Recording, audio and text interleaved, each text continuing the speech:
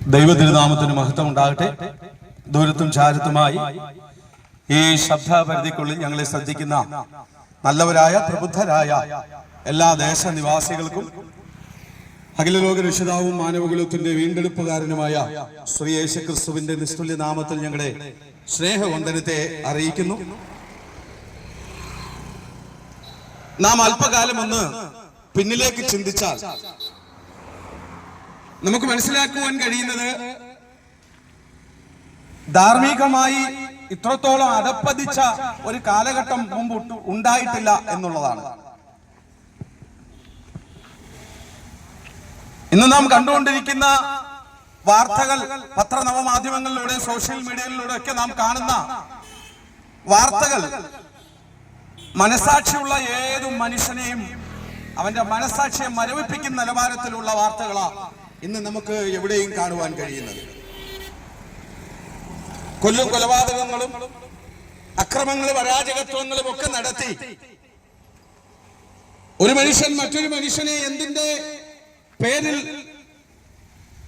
മതത്തിന്റെയും വർഗത്തിന്റെയും വർണ്ണത്തിന്റെയും നിറത്തിന്റെയും ഒക്കെ പേരിൽ കോഴിയെ തലയറുത്ത് തള്ളുന്നത് പോലെ തലയറുത്ത് തള്ളിക്കൊണ്ടിരിക്കുന്ന ഒരു കാലഘട്ടത്തിലൂടെയാണ് ഇന്ന് ഞാനും നിങ്ങളും ഒക്കെ ജീവിക്കുന്നത് എന്നുള്ള വ്യക്തമായ നഗ്ന സത്യം നമുക്ക് മനസ്സിലാക്കുവാൻ കഴിയുന്നതാണ്.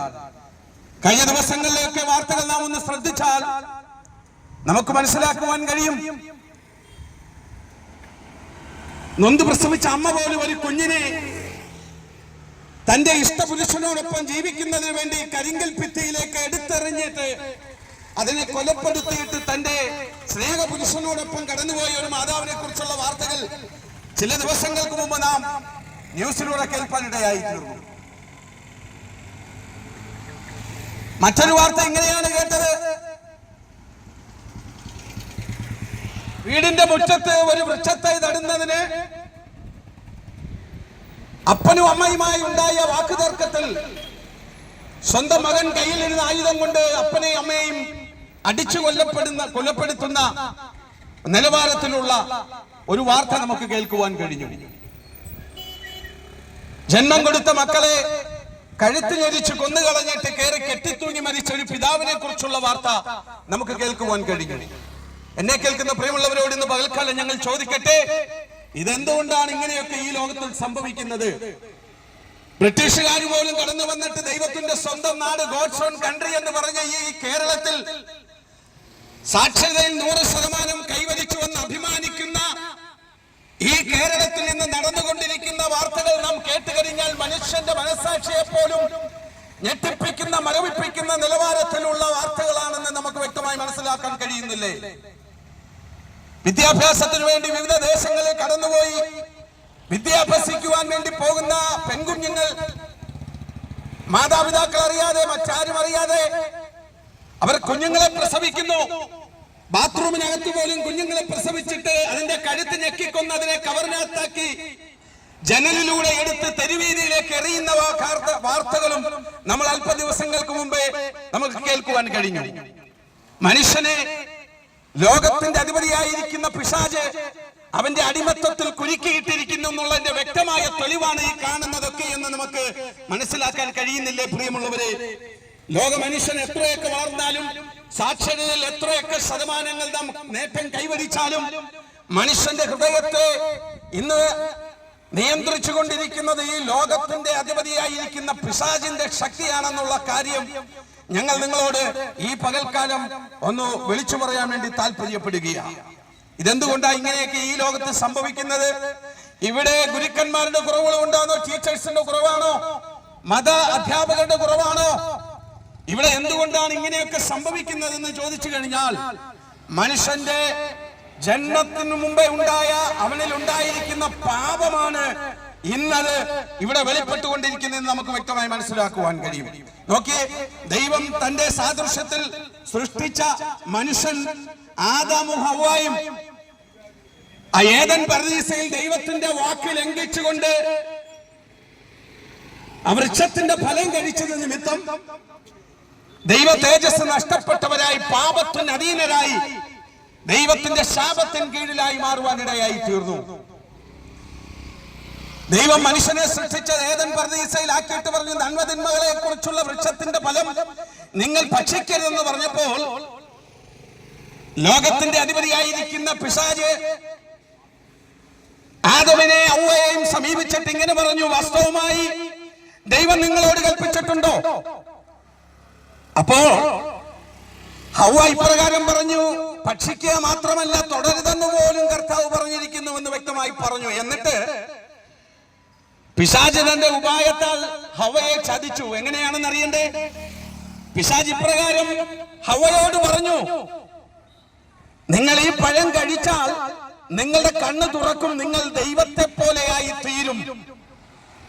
ഇത് പിശാച് ഹവ്വയോട് പറഞ്ഞപ്പോൾ ഹവ്വ പിശാചിന്റെ വാക്കുകളിൽ ആകൃഷ്ടയായിട്ട് ആ വൃക്ഷത്തിന്റെ ഫലം പറിച്ചു കഴിച്ചത് നിമിത്തം അവർ പാപത്തിന് കീഴിലായി മാറി. അതുവരെയും ദൈവവുമായിട്ട് സഹവാസം നടത്തിയിരുന്ന ആദ്യ മനുഷ്യനായിരുന്ന ഹവ്വായും ആദമും ദൈവകൽപ്പന ലംഘിച്ച ആ നിമിഷം മുതൽ അവർ ആത്മീയ മരണം സംഭവിച്ചവരായി ശാപത്തിൻ കീഴിലായി അവർ ഭൂമിയിലേക്ക് നിബന്ധിക്കുവാൻ ഇടയായി തീർന്നു എന്നുള്ള നഗ്നമായ സത്യമാണ് ഇവിടെ നിങ്ങൾ മനസ്സിലാക്കേണ്ടത്. ഈ ആദ്യ മനുഷ്യനുണ്ടായ പാപം ഇന്നും ഇനി ജനിക്കാനിരിക്കുന്ന തലമുറയുടെ മേൽ വരെ വ്യാപരിച്ചു കൊണ്ടിരിക്കുന്നു എന്നുള്ള നഗ്നമായ സത്യമാണ് വിശുദ്ധ തിരുവെഴുത്ത് വെളിപ്പെടുത്തിക്കൊണ്ടിരിക്കുന്നത്. ഇനി ജനിക്കാനിരിക്കുന്ന കുഞ്ഞിനെ പോലും ജന്മപാപമുണ്ടെന്നുള്ള വ്യക്തമായ സത്യം നിങ്ങൾ മനസ്സിലാക്കണം. കാരണം ദൈവം സൃഷ്ടിച്ച മനുഷ്യൻ പാപത്തിന് കീഴിലായപ്പോൾ ആ പാപത്തിൽ നിന്ന് അവനെ രക്ഷിച്ചെടുക്കുവാൻ വേണ്ടി ദൈവമായിരുന്ന യേശുവെന്ന രക്ഷിതാവ് താൻ ദൈവമായിരിക്കെ ദൈവമെന്ന സമത്വം മുറുകെ പിടിക്കാതെ തന്നെത്താൻ ഒഴിച്ചു വേഷത്തിൽ മനുഷ്യനായി വിളങ്ങി ഒരു കന്യകയുടെ ഉദരത്തിൽ ജന്മമെടുത്തുകൊണ്ട് ഈ താണഭൂമിയിൽ 33.5 വർഷം വരെ ജീവിച്ച് മനുഷ്യനാകട്ടെ പിശാചിനാകട്ടെ ഒരു ന്യൂനതയും കണ്ടെത്തുവാൻ കഴിയാതെ വണ്ണം ആ യേശുവെന്ന രക്ഷിതാവ് 33.5 വയസ്സ് വരെ ഈ ഭൂമിയിൽ ജീവിച്ച് ദൈവരാജ്യത്തിന്റെ സുവിശേഷം അറിയിച്ച് രോഗികളെ സൗഖ്യമാക്കി, ഭൂതം ബാധിച്ചവനെ ശാസിച്ച് ഭൂതത്തെ പുറത്താക്കി, മരിച്ചവനെ ഉയർത്തെഴുന്നേൽപ്പിച്ച് മാതൃകാപരമായ ഒരു ജീവിതം കാണിച്ചു നൽകിയ ലോകരക്ഷിതാവായ യേശു ക്രിസ്തു വ്യക്തമായിട്ട് തിരുവെഴുത്തിലൂടെ നമ്മോട് വിളിച്ചു പറയുക, സകല മനുഷ്യരും പാപം ചെയ്തു അടിമത്വത്തിന് കീഴിലായിരിക്കുകയാണ്, സകല മനുഷ്യരും പാപികളാണ്. പാപിയായിരിക്കുന്ന ഒരു മനുഷ്യനെ സ്വർഗരാജ്യം അവകാശമാക്കുവാൻ കഴിയുകയില്ല എന്ന് വ്യക്തമായിട്ട് വിശുദ്ധ വേദപുസ്തകം പ്രസ്താവിക്കുമ്പോൾ ഈ പകൽക്കാലം ഞങ്ങളെ കേൾക്കുന്ന പ്രിയമുള്ളവരെ, നിങ്ങൾ ഒന്ന് മനസ്സിലാക്കുക, ഞങ്ങൾ പാപികളല്ല എന്ന് ആരെങ്കിലും അവകാശപ്പെടുന്നവരുണ്ടെങ്കിൽ ഇന്ന് പകൽക്കാലം ഞങ്ങൾ തിരുവെഴുത്തിനോട് ചേർന്ന് അസന്നിഗ്ധമായി ദേശനിവാസികളെ വിളിച്ചു പറയുന്നു, സകല മനുഷ്യരും പാപികളാണ്. പാപിയായിരിക്കുന്ന മനുഷ്യന് രക്ഷ തരുവാൻ ലോകരക്ഷിതാവായ യേശുക്രിസ്തു ഭൂമിയിൽ അവതരിച്ചു. അതുകൊണ്ട് ഇന്ന് പകൽക്കാലം ശിഹാബുദ്ദീനും സേവിയറും സന്തോഷമൊക്കെ മുരളിയുമൊക്കെ ഇവിടെ കടന്നു വന്ന് ദൈവത്തിന്റെ മാറ്റമില്ലാത്ത സുവിശേഷത്തിന്റെ വക്താക്കളായി മാറിക്കൊണ്ടിരിക്കുന്നതെന്ന സത്യം ഞങ്ങൾ നിങ്ങളോട് പറയുവാൻ വേണ്ടി താല്പര്യപ്പെടുകയാണ്. ഞങ്ങൾ പാപമില്ലാത്തവരാണെന്ന് നിങ്ങൾ പറഞ്ഞാൽ നിങ്ങൾ ദൈവകൽപ്പന ലംഘിക്കുന്നുവെന്നാണ് വിശുദ്ധ തിരുവെഴുത്ത് പറയുന്നത്. കാരണം ദൈവം പറഞ്ഞു സകല മനുഷ്യരും പാപികളാണ്. അപ്പോൾ പാപിയായിരിക്കുന്ന മനുഷ്യന് പാപത്തിന് പരിഹാരം വരുത്താൻ ഒരുവൻ ആവശ്യമാണ്. അത് പാപിയായിരിക്കുന്ന ഒരു മനുഷ്യനായിരിക്കരുത്, പരിശുദ്ധനായ ഒരുവന് മാത്രമേ പാപത്തിന് പരിഹാരം ഉണ്ടാക്കാൻ കഴിയുകയുള്ളൂ എന്ന് വിശുദ്ധ തിരുവെഴുത്ത് പ്രസ്താവിച്ചിരിക്കുന്നത് കൊണ്ട് ദൈവമായിരിക്കെ ദൈവമെന്ന സമത്വം മുറുകെ പിടിക്കാതെ തന്നെത്താൻ ഒഴിച്ചു വേഷത്തിൽ മനുഷ്യനായി ഈ താണഭൂമിയിൽ ലോകരക്ഷിതാവായ യേശുക്രിസ്തു ജനിച്ചു. 33.5 വയസ്സ് വരെ ജീവിച്ചിട്ട് ഒരു പാപവും അവനെ കണ്ടെത്താൻ കഴിഞ്ഞില്ല.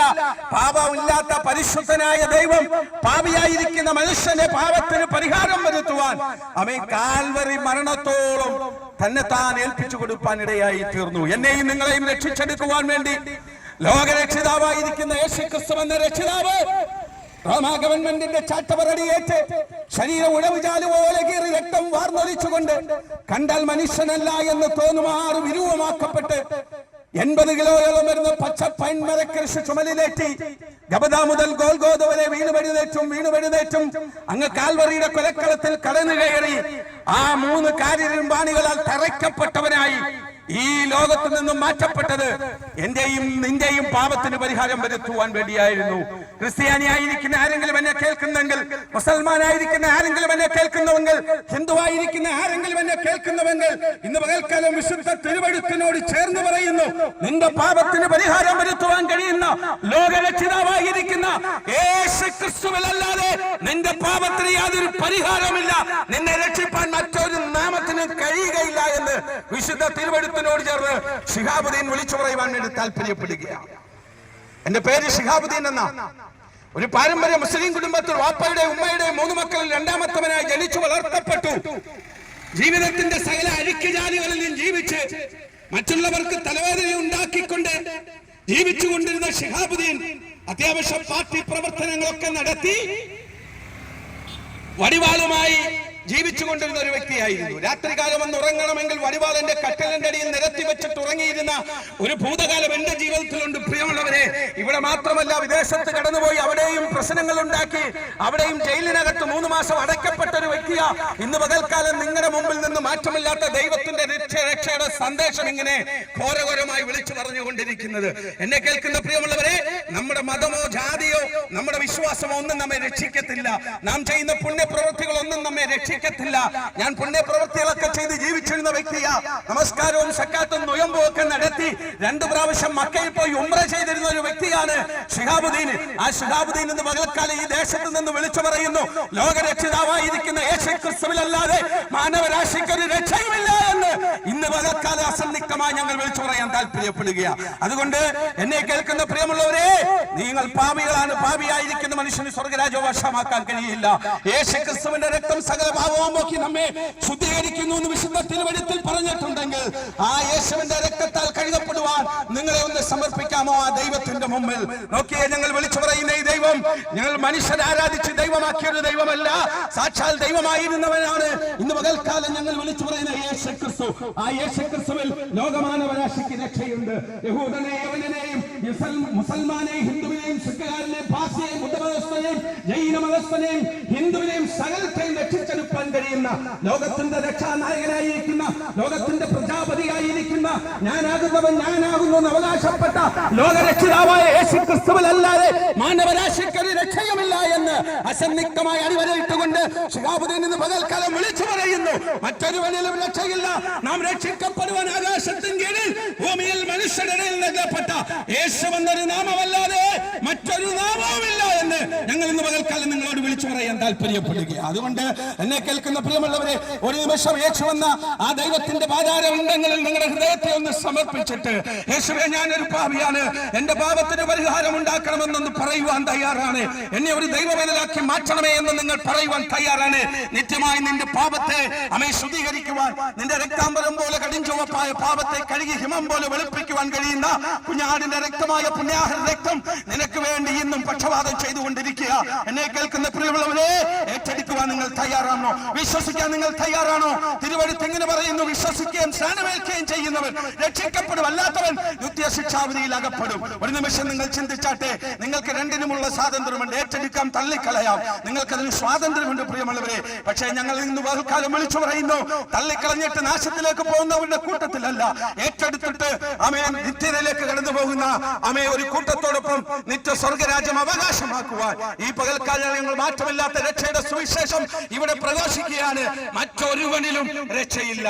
നാം രക്ഷിക്കപ്പെടുവാൻ ആകാശത്തിന് കീഴിൽ മനുഷ്യരുടെ നൽകപ്പെട്ട യേശു എന്ന നാമമല്ലാതെ മറ്റൊരു നാമവുമില്ല എന്ന് ശിഹാബുദ്ദീൻ ഇന്ന് പകൽക്കാലം ദേശനിവാസികളോട് വിളിച്ചു പറയുന്നു. മറ്റൊരുവനിൽ രക്ഷയില്ല. ഏറ്റെടുക്കാമോ? നിങ്ങൾക്ക് വേണ്ടി ഞങ്ങളുടെ ദൈവഭക്തന്മാർ പ്രാർത്ഥിക്കും. ഈ വചനങ്ങളാൽ ദൈവമായ കർത്താവ് എല്ലാവരെയും ധാരാളമായി അനുഗ്രഹിക്കുമാറാകട്ടെ.